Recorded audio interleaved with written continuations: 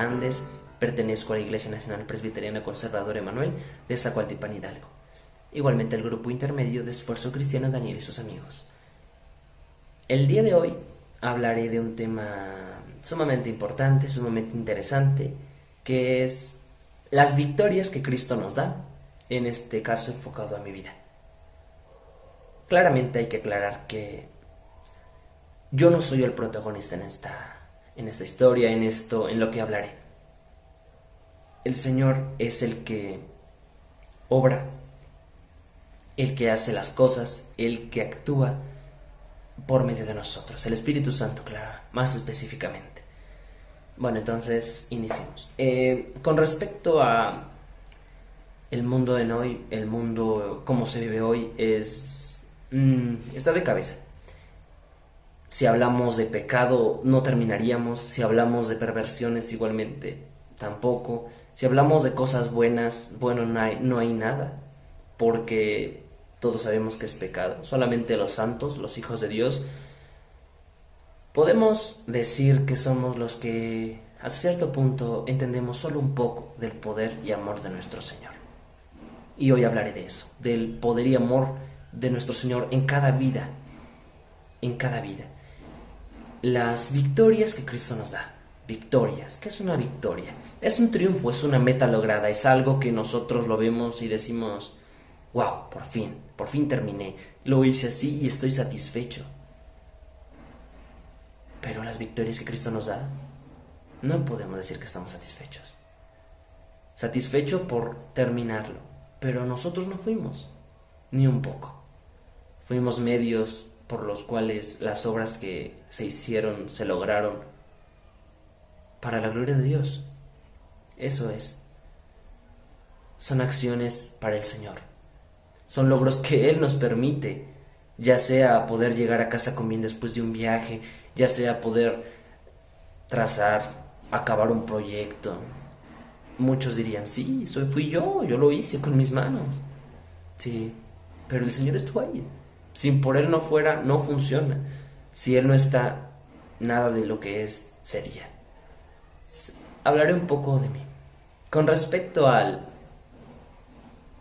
cómo viví, a cómo encontré a Cristo, a cómo Él me encontró principalmente, empieza desde chiquito. Las reglas de mi casa siempre fueron, pues, mantener el respeto, llegar a tiempo después de clases, estar al corriente con lo que debemos hacer, y principalmente, siempre se me decía, no siempre lo acataba, pero siempre se me decía: la iglesia es primero, Dios es todo, la escuela es segundo y no lo es todo. Muchas veces no ponía mucha atención a esto. ¿Por qué? Porque decía: pues sí, o sea, la Biblia puedo leerla después, orar puedo leer al final, pero es que si no acabo mi tarea no podré entregarla mañana. Esa es una lógica humanista. Y no te das cuenta que si pones a Dios primero, todo sale bien. Todo sale bien. Cuando Dios quiere, claramente. Entonces, si se nos crió, porque tengo hermanos, entonces mis papás fueron estrictos hasta cierto punto, no severos, pero estrictos en la niñez. Y hay un punto en el que ellos nos decían: ya no hay necesidad de enseñarles, sino aconsejarles. Enseñarles en la primaria y hasta la secundaria o mitad, hasta los 12, 13. Después de ahí somos dueños de nuestros actos en la presencia del Señor. Entonces, después de ahí, pues mis padres ya no estaban muy metidos en lo que es la escuela, en lo que es mis decisiones. Claramente vivía en su casa, tenía que acatar sus reglas y todo muy bien, todo con amor, como se debe ser. Entonces, claramente hablamos de roces y eso pues se tiene en cada familia. En la primaria recuerdo una que otra victoria y derrotas, las cuales hablaré al último, y reflexionaremos en esto. Entonces, la primaria no puedo hablar mucho de eso, solamente que pues el Señor estuvo conmigo hasta cada momento. Pues en la secundaria, pues ahí sí podemos decir que tuve muchas derrotas y caídas fuertes, hablando espiritualmente, porque creía saber más, creía entender más, y empezaron a haber paradojas en mí acerca de cómo era esto de Cristo, porque tú dices: creo en Cristo y ya soy salvo, es todo. Entonces en ese tiempo divagué en la siguiente paradoja, incógnita según yo. Si Cristo me ama y me va a traer, pues ¿por qué hacer algo?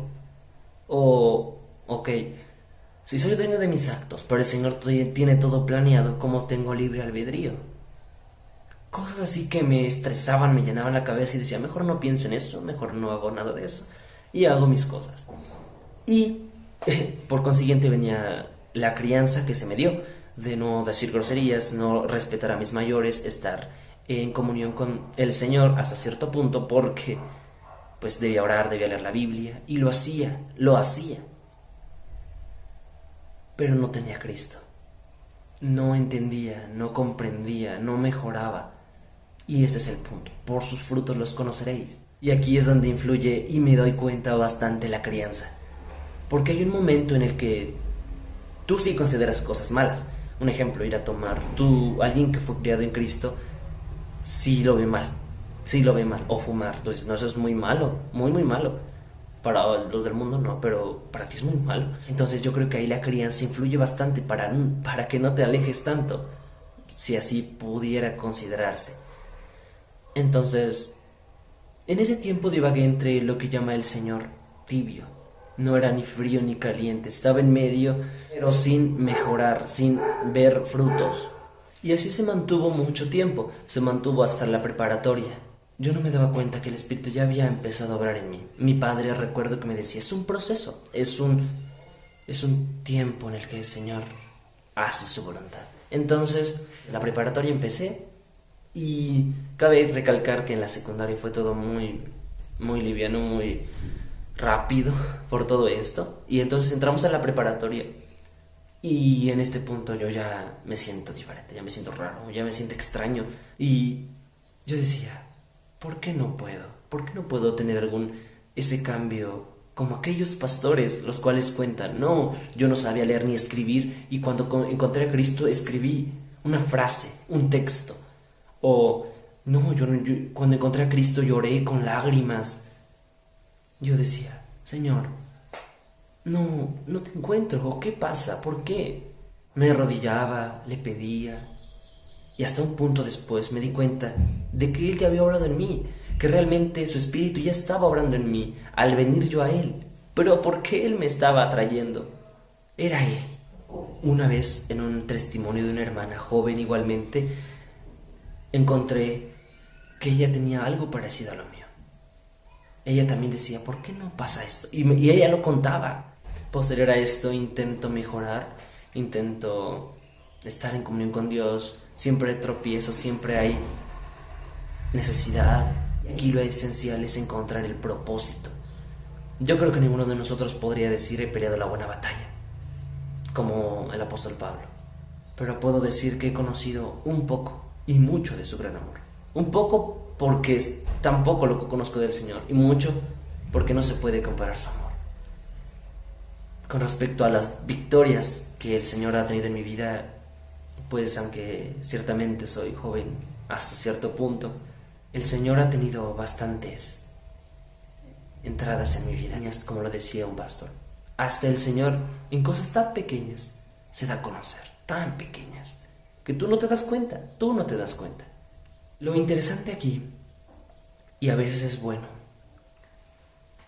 que un ejemplo, tú vas caminando hacia algún sitio donde el terreno a veces es bueno y a veces es malo, pero se ve el horizonte, se ve la meta, se ve el punto final. Tú caminas, trabajas, haces, y cuando llegas a la cima dices, estuvo cansado, ¿sí? Pero miras hacia atrás, a veces es bueno. A veces es bueno saber que el Señor te estuvo ayudando porque en esa colina muy grande no podías tú solo, o porque no tropezaste en aquella roca, o porque no te cortaste con aquellas espinas. Y a veces es bueno también ver tus caídas para entender victorias. Entonces, desde pequeño, como los decía, yo hablaba con el Señor claramente, sin conocimiento completo. O yo decía, Señor, ayúdame. Porque para esto en la primaria se iba a hacer como una escolta. Se sacaba un examen y se hacía a los mejores. Entonces en esto mi padre estaba ahí. Y yo un día antes de hacer el examen yo le decía, señor, yo quiero ser el abanderado. En este caso el de más alta calificación. Entonces dan los resultados y quedé empate con otro personaje, otro que estaba compitiendo. Entonces, bueno, digo, ok, perfecto, se va a hacer otro examen. Y yo estaba muy bien, o sea, yo decía, no, pues claro que sí. Entonces para esto revisamos exámenes y el mío estaba bien, o sea, todo estaba bien, pero el del otro le habían calificado una menos. Entonces, pues quedó que ganó. Yo me sentí sumamente impotente diciendo, ¿por qué no gané, señor? Solo era una. Diría, ¿qué te costaba darme una o dos? Después, analizando mi vida, me di cuenta de que en años pasados de primaria igualmente había sacado muy buena calificación un año antes y el siguiente, pues, me creía mucho, según era el mejor, y caí. Como lo dice Proverbios 16-18, el cual leeré en esos momentos. Proverbios 16-18, antes del quebrantamiento es la soberbia, y antes de la caída la altivez de espíritu. Y ahí es cuando yo me entero, veo y digo, el Señor no me dio lo mejor ese día del examen para que no dijera soy el mejor. No lo hizo para que después de eso no fuera y me ensoberbeciera. El Señor muchas veces ha hecho eso en mi vida, demasiadas. Cuando ve que me estoy alzando me deja caer y dice, no, porque no fue por ti, ni un poco. En la secundaria fueron más caídas que victorias, pero igualmente el Señor siempre estuvo ahí, siempre, cada segundo, en cada materia.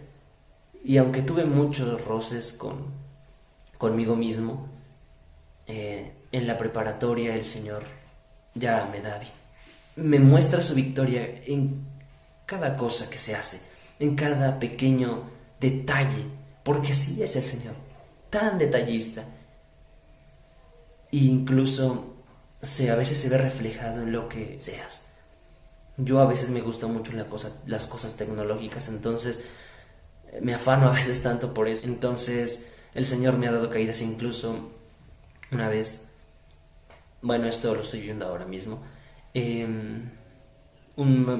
ocupaba mi celular de una manera muy mala, podría decirse. Entonces, una vez se me cayó al agua y pues el celular se descompuso. Este celular se mantuvo medio año apagado, sin nada. Lo llevé a varios técnicos y me dijeron, no, no sirve. Lo dejé ahí, no lo descompuse, lo dejé ahí. En esto es cuando empieza a tener en mí un cambio. Y para esto vienen las clases. Y yo decía, bueno, a ver cómo le hago. Porque para esto pues mis padres no me dijeron que me iban a comprar un celular. Y dije, ok, a ver cómo le voy a hacer. Porque ya se acercan, ya faltaban 2 meses creo. Y no tenía nada todavía para eso. Entonces el Señor me lo regresó. Me lo dio tal y como se descompuso. Y fue algo sorprendente porque no, o sea, tú vas con profesionales para ver qué pasó y tú dices, no, pues está mal, ya no sirve. Pero prendió, entonces es una casualidad. Y tal vez esa casualidad la ocurrió al Señor, ¿no? Si se puede decir así, aunque claramente no es una casualidad. Entonces, tantas cosas como estas pequeñas que si, como lo digo, te pones a reflexionar un poco más en tu vida, en tu día a día, tal vez el Señor está orando en ti. Tal vez el Señor te dice, mira, deja esto, no te sirve, déjalo. Y, y alguien de necio dice, como yo, no, pero es que sí, mejor lo llevo allá. Entonces, hermanos, ciertamente mi vida es muy corta. Ciertamente lo que puedo ofrecer acerca de él, de esto de Cristo, es tan poco. Pero quisiera mostrar que, pues a veces, incluso en edades tan tempranas, el Señor ya actúa. el Señor ya se deja ver. Un poco, como les digo. Gracias al Señor por su don inefable de poder, de poner estos medios para que podamos transmitir este tipo de testimonios, de situaciones, y que los demás vean cómo el Señor obra en cada uno de nosotros. Así obra en mí, así ha obrado en mí. Espero perfeccione mi ser, mi vida espiritual, y que en algún momento pueda entender más de su propósito en mi vida. El Señor los bendiga, hermanos.